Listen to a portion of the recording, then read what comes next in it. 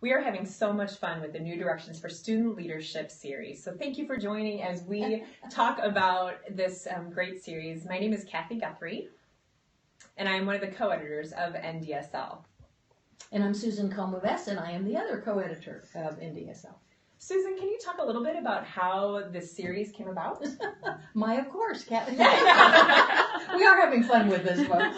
I think, and you and I both talk a lot about context is important. We really try in each issue to have people have some context for their topic. But it's important to see where this came from. About 5 years ago, before I retired from the University of Maryland, I was working with Josie Bass on their wonderful suite of products around student leadership and around leadership education, and lots of things that they have to help us in the field do our work better. And I had suggested that we start a New Directions for Student Leadership, but they weren't able to see that was possible at the time. But about 6 months later, our wonderful editor, Erin Null, at the time, pitched it again and got approval for it. And the way they decided to manage it was to sunset the New Directions for Youth Leadership, which some of you may know, and convert that to be the New Directions for Student Leadership series. So our first issue actually starts with like 145 because there had been 144 in the Youth Development series. But I think it also fits well with our mission that we talk so much about. I remember our long conversations we had about wanting to focus on youth leadership development, that's important, but in college work, we tend to think people spring de novo at 18 on our campuses right, without any history or past.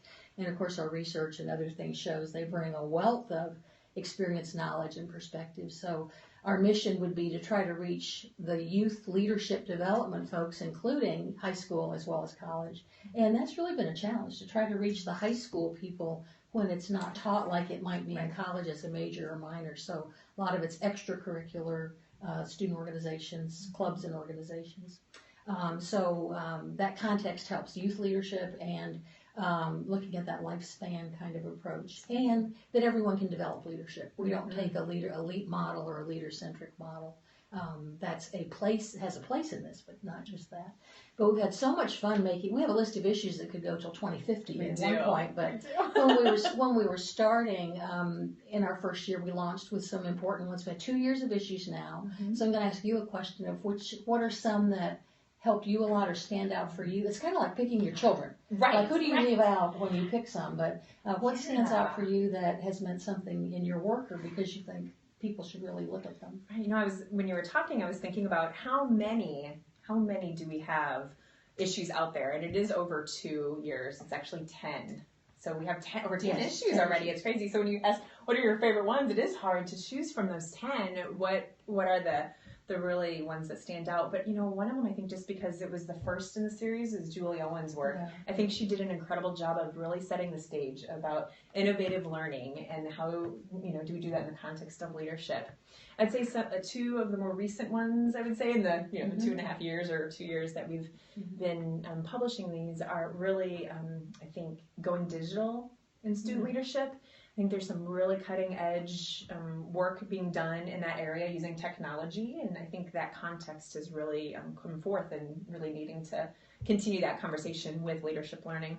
And then I would also say gender in leadership, which was just a few issues ago. It is so hard because all 10 of them really, I've learned a ton just from this process of editing, but I would say the gender in leadership actually took the conversation in places that we need to be headed as well. With different populations. And so those 3 really stand out, but all 10 of them are very, very unique. But what are your thoughts? I agree. And I've learned so much from each of them. There's always a couple chapters that I just had no idea what they were saying, and it was wonderful. I really was pleased we did an issue for the presidential election fall around youth being involved in social issues and youth and social justice. And that the chapters in there on Black Lives Matter and some other things are still important for people to go back and look at. Really was pleased with the service leadership development through service learning.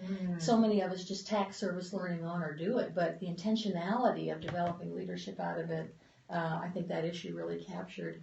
And then developmental readiness brings a whole new body of knowledge to many leadership educators who don't use it around readiness both for learning but also for doing leadership. So that was a good issue. And I really liked the issue you all did, the Florida State people, on culturally relevant leadership, the models that you use.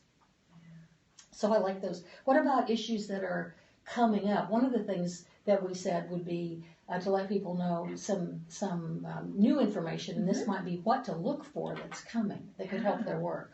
So kind of recently, I mean, just 2 weeks ago, we had an issue come out on the role of student organizations, which I think is very applicable and really timely in how we're using student organizations, student orgs, right, in leadership learning.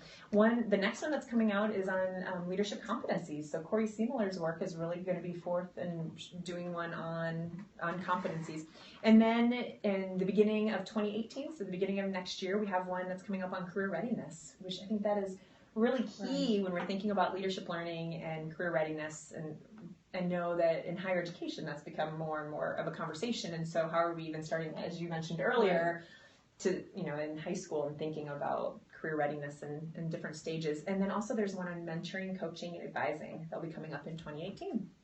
So that's through this academic year, and then we have even committed to ones into 2019. So we're further ahead and a few into almost to 2020. So they have a long time to write. These topics I think are really timely. One of those will be on how we teach critical social theory approaches to leadership.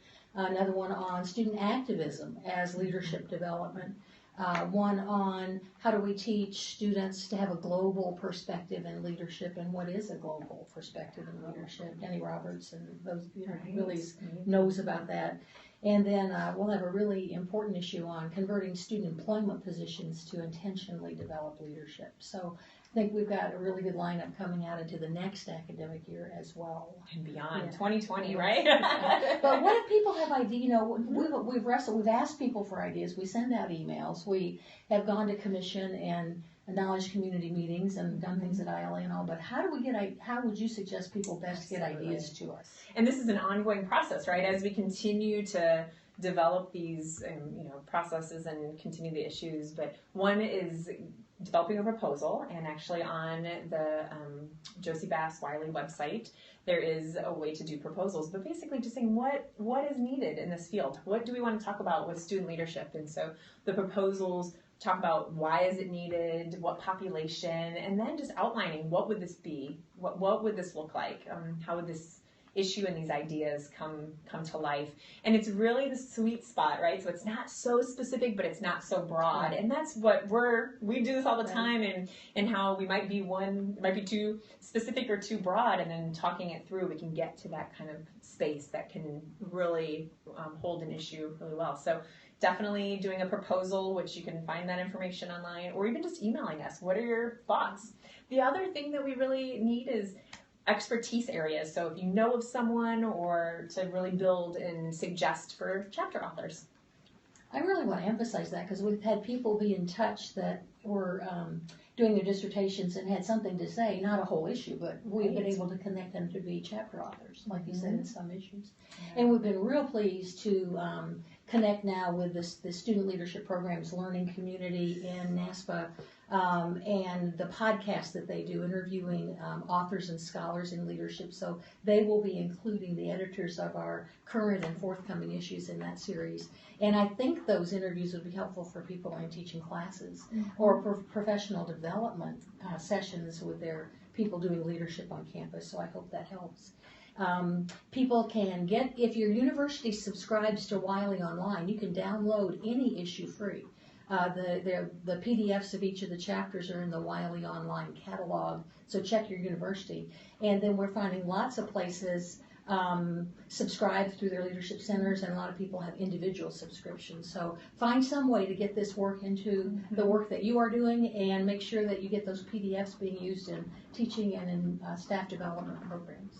And I think that one of the biggest things is reach out to us. Reach out to us if you have ideas, because we need multiple voices in this process. And so that's, I think, another piece, especially with proposals and developing these. I think that's really critical. The more people we can talk to, the more we learn. I know I learned. Yes, so yes, me too.